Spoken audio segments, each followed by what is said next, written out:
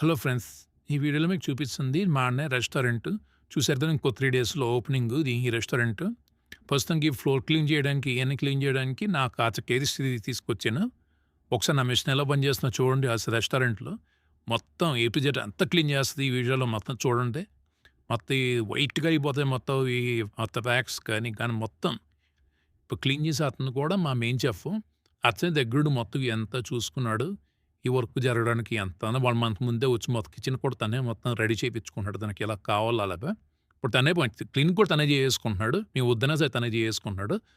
ఎందుకంటే తనకి కిచెన్ అంటే బాగా ఇష్టం. ఎందుకంటే మా 10 ఇయర్స్ నుంచి మాకు బాగా ఫ్రెండ్‌షిప్ ఉంది. వాళ్ళకి మా కాంటాక్ట్స్ బాగా ఉన్నాయి.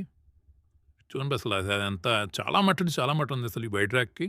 చూడండి ఫ్లోర్ కూడా అసలు మనకి కన్స్ట్రక్షన్ అయిన తర్వాత చాలా మట్టుంటది. అయినా ఇప్పుడిప్పుడే క్లీన్ ఈరోజే క్లీన్ చేస్తాను. ఎందుకంటే ఈరోజే కొంచెం వర్క్ 90% అయింది కాబట్టి ఈరోజే కొంచెం క్లియర్ చేస్తున్నాం. ఈ స్టీల్ ఐటెమ్స్ కానీ మొత్తం అసలు అన్నిట్లో చేస్తున్నాం. ఇంకా మేము దీనికి కొంచెం పాలిష్ కూడా పెట్టిస్తాం తర్వాత. అది కూడా ఒక వీడియో అప్లోడ్ చేస్తాను నేను. ప్రస్తుతానికి ఇది చూడండి ఇలాగా. ఫ్లోర్ క్లీనింగ్ ఈరోజు ఏంటి మొత్తం మార్బుల్స్ కూడా ఈ మార్బుల్స్ ఏపించాం గ్రే కలర్ మార్బుల్స్. చూడండి ఒకసారి. ఇది మా రోటీ మిషన్. ఇందాక చూపించిన వీడియో ఇందాక ఉంది కాబట్టి. ఇది మా స్టవ్స్ మేము ఓన్‌గా ఇండస్ట్రీలో తయారు చేపించుకున్నాం. మాకు ఎలా కావాలో అలాగా. బయట రెడీమేడ్‌లో కూడా కొన్ని దొరుకుతాయి. కానీ మాకు కావాల్సిన సైజులో మేము చేయించుకున్నాం. మాకు కావాల్సిన సైజు కొంచెం ఫ్యూచర్స్‌తో.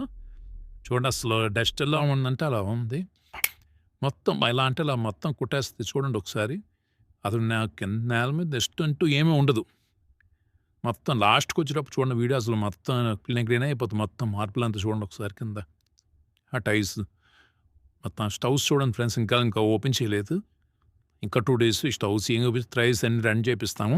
ఇక క్లాస్ వర్క్ ఎంప